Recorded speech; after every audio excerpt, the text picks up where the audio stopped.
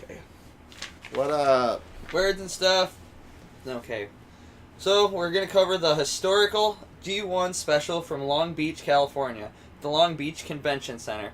It actually had 2 nights to it. It's the first time, I believe, that New Japan's actually come to America as their own show, or their own promotion. They've actually done something with an alliance with Ring of Honor, and I think they've done stuff in the past with TNA, but this is the first time they did their own show. And on night 1, it actually had an attendance of 2,370. It sold out. It actually sold out in a half an hour, which is crazy. Night 2, interestingly enough, had 2,305. So, I don't know what happened there. But I was like, either way, though, pretty decent. Kind of weird. I don't... Maybe, that's how you know you're watching a wrestling show. Yeah, right. I want to say maybe there's certain people that were reporters. Oh, that's possible. I don't know, though, for a fact. People got upset. They're like, I need more room. I do remember JR talking about how it's tight. He gets tight. Like, we could smell each other. Man, I'm not gonna lie, I don't really like being around any of you. I don't like it. Upset me. That was actually nice too. A little surprise is that I forgot the guy's first name is, but his name was Bennett on color with JR as the straight man, which was awesome. Yeah. I was like, play by play. He did outstanding in my opinion. But it was like there were moments where he was a little bit like, I guess you would say sardonic. So it's like he kind of got all tied with it. So I guess the nostalgia of like liking JR was kind of there. So I guess if you're a huge fan of him, it's hard for you to be like, I don't like him. But there were moments where he was... Yeah, that's true. It's a little bit darker, which is funny, which I understand what happened, but he was a little bit dark. So, I was going to say, the first match actually was a 10-man tag, which typically I hate these. I don't know, I'm not a huge fan of it. Yeah, but it had Bullet Club in it, and they always do a good job. They were actually versing off against Chaos, which is usually a good opponent for them. Had Will Ospreay, the Briscoe Bros, and Roppongi Vice. And Bullet Club had Bad Luck Fale, the Bucks, and Skrull, and Takahashi. He's like the pimp. The pimp dude. And he was representing them. Did he actually have his ladies, though? He didn't have too many ladies out there. I think the first night he might have, but I don't know for a fact if he did. Yeah. To be fair, they didn't really push that gimmick. Also, too, it's a lot more frowned upon in America than it is in Japan. Oh, maybe, yeah. Boobs. We're not as into boobs. We're more into the blowing up. Yeah, I want to see some wrestling. I was going to say, it was a good match, so it was like, it wasn't like bad. It's a really good way to start. It was like really fun. Yeah. So it was like, Chaos won, actually, so that was decent. I was going to say, it was followed up by another match that was, an 8-man tag, I apologize, with Liger, Valdo Jr., Dragon Lee, and Titan versus Hiromaru, Takahashi, Sanada, Evil, and Bushi. I'm not even going to try to say their faction's name. I'm not very good at it. Los Incorrigibles. Los Incorrigibles. There you go. You got over the hump of the word that I couldn't even get over the extra 2 syllables, ironically. Yeah, it's very hard to say that name, but they're so awesome. All of them are pretty cool. We've actually seen a lot of them live here in Detroit, so it's pretty cool. Like, I don't know, you just kind of liking people like that. We've seen Bushi and then Evil. And Dearborn, actually. Yeah, I don't think... we didn't see Takahashi. Yeah, I don't think he was there, but whatever. He's freaking awesome.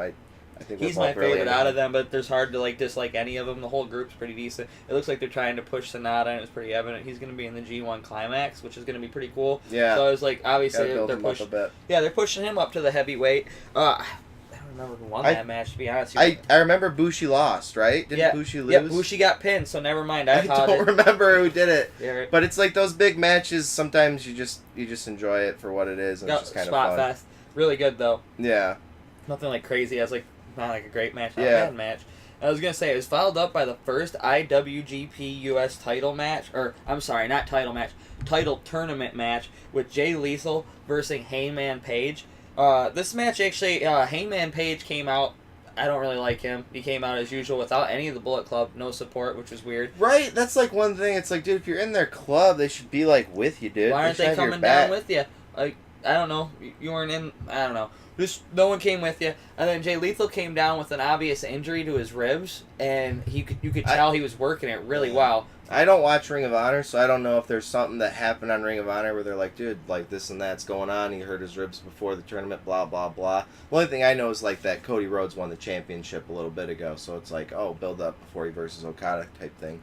So when that happened, I was like, that was one of my only for sure. I was like, dude, Jay Lethal's going to beat this Hangman guy because Hangman's, I don't know, no offense to you, bro, but I'm sorry, I don't really like you.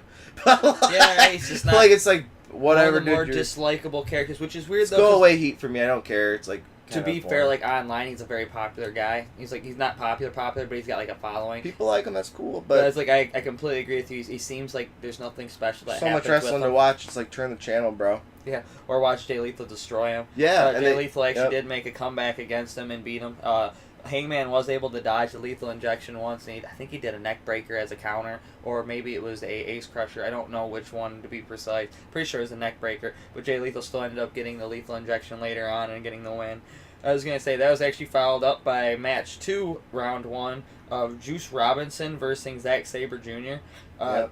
I'm not a big fan of Juice Robinson at all. But what's weird with him though is in New Japan he is a stable character. He is obviously like a mid-card like darling. They absolutely love him. The people there Yeah. love him. So like the way that we don't like him doesn't really. He's definitely over as hell. Yeah. And I was gonna say he's versing Zack Sabre Jr. who is He's just, to me, he's so skinny. I don't get into his matches that much, but he has such a different style that you're always like, man, I kind of want to see this though. This You is kinda wanna actually see my what's gonna pick to win happen. it all too. I'm going with Zack Sabre all the way. I'm really hoping Yeah. he's going to win it. So in this match, I don't know. I was gonna say Juice Robinson brought his typical like he does the weird senton in the corner where he rolls into you. He did that twice See in his the match. hair just do that, just spins around and flippy dips. A little bit of a flipper dipper. I think Zack Sabre did a little work on his hair. I think he worked his hair a little bit. I think there was a spot. Pulled his hair, had a twist on it and stuff like that. Yeah. Zack Sabre ended up getting him into a submission move. It's like an octopus style move.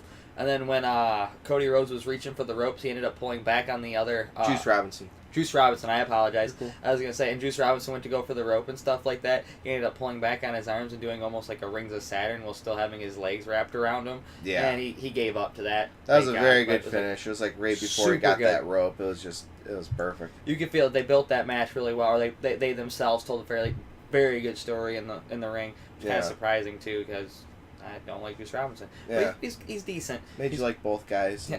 He's good fodder. I was like, Yeah. he's good fodder, whatever. I think they're building him up to be somebody that's going to be like a champion or like Gatto or whatever it is, where he eventually will get a belt, or it's going to take a while for him to get a belt, but when he gets it, it'll be a big deal. Yeah. Because people absolutely love him.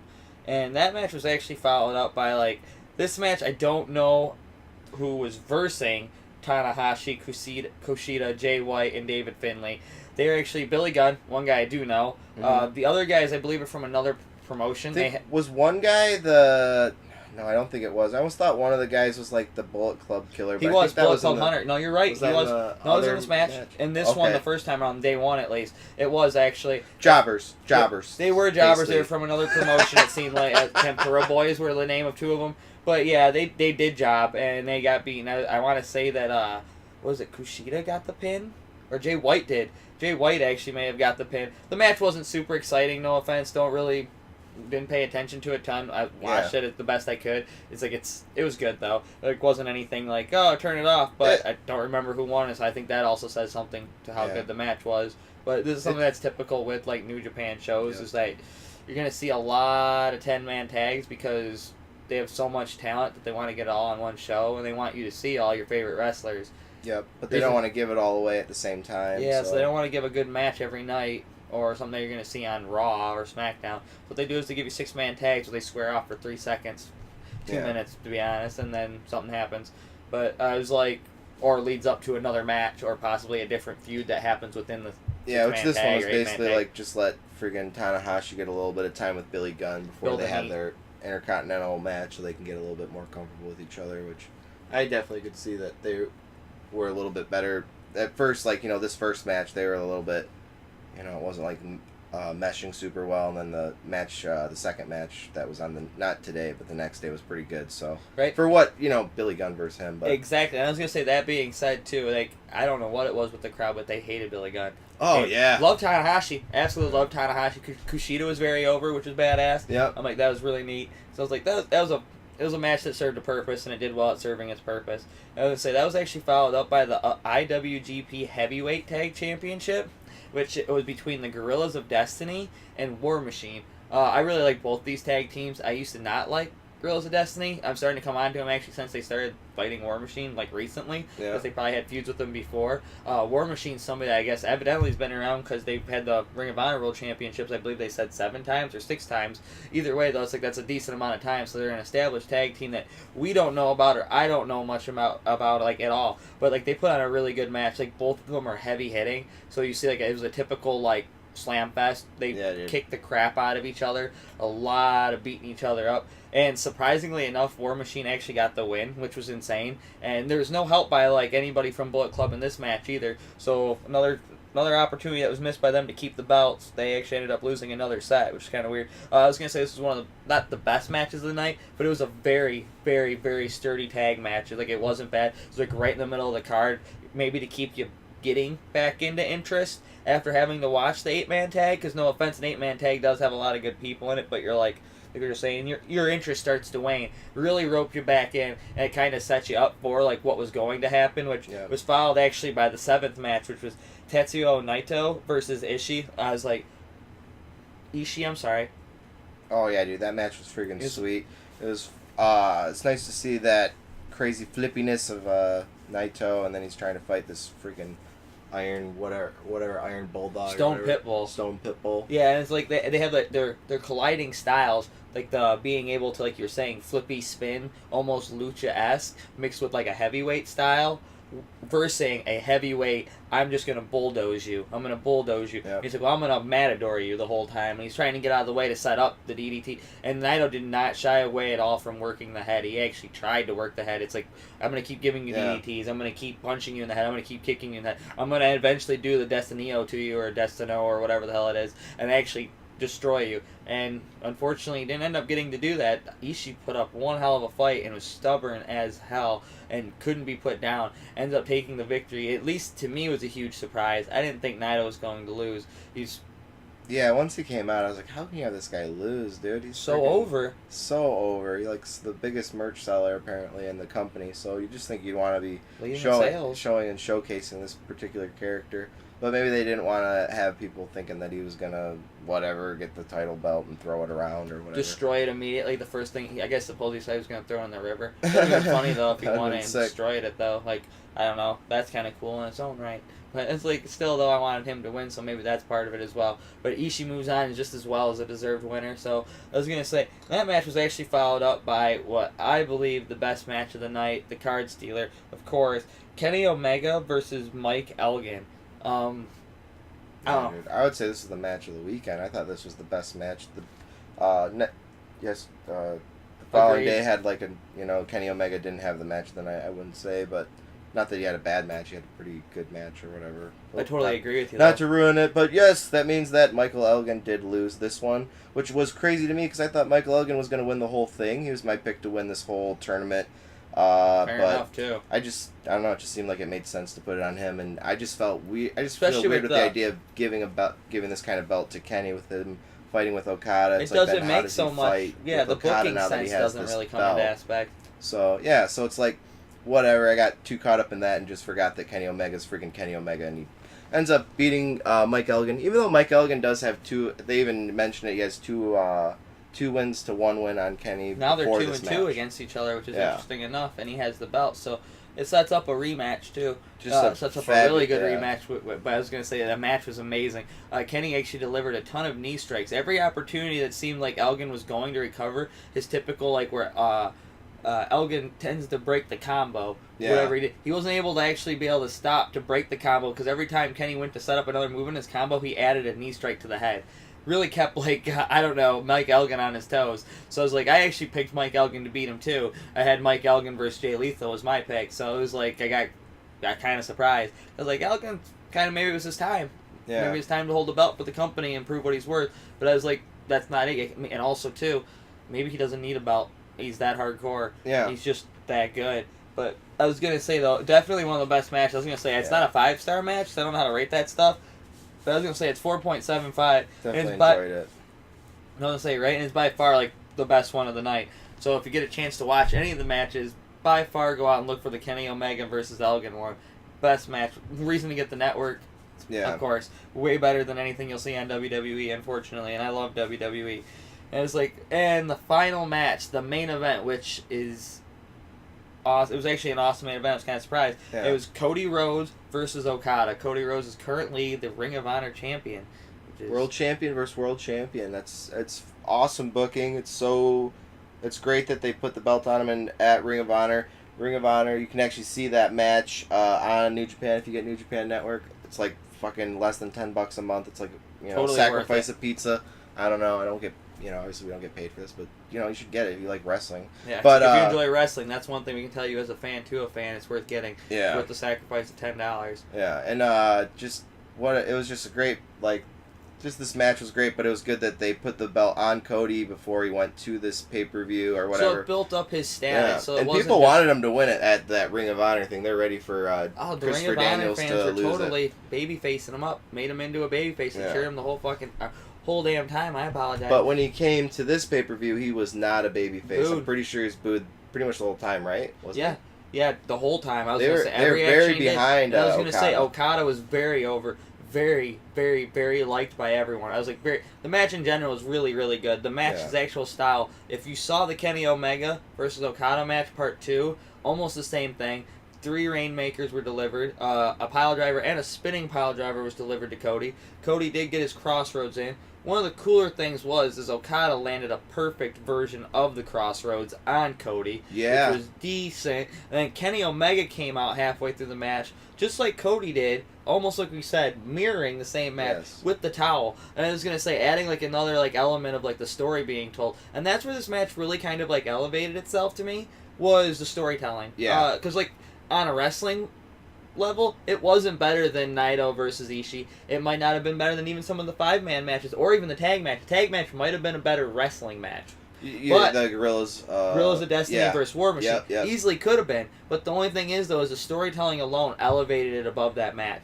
Made it the third best or possibly second best match. Because I still feel like the second match is Taitso and Naito versus Ishii. I thought that was the second best. Maybe it could even be argued if you wanted to as the first. That's what seems to happen with Naito. He's getting in that stratosphere of Okada and Kenny. No matter what happens with his matches, it's it could still have been almost a 4.5 star or better match. There's a reason to watch the pay-per-view. It's that's insane. Just they had 3 matches that were like that. But I was going to say, though, regardless with the towel being thrown in or almost being thrown in, fighting not to throw it, and then Cody taking it and wiping his butt with it and everything and throwing it back at him. Pretty hard on that. Yep, really hard on it. And a little bit of an aspect of the dissension. And then, of course, Okada landed the 3rd Rainmaker after that incident happened. They fought for a little bit. But I was going to say, though, he landed it and actually got the pin. Thank goodness. I didn't want Okada to win. Yeah, and another thing, the Crossroads was not landed, just like how when Kenny Omega didn't land his One-Winged Angel in the first their first bout against each other. The level that it was actually copied was pretty decent. Yeah. But I was going to say that it's almost a testament to how good Okada and Omega's planning were for their match. So you can carbon copy it and inject anyone else into that place, and one of those two can make a good match out of it. Doesn't even matter. Omega or...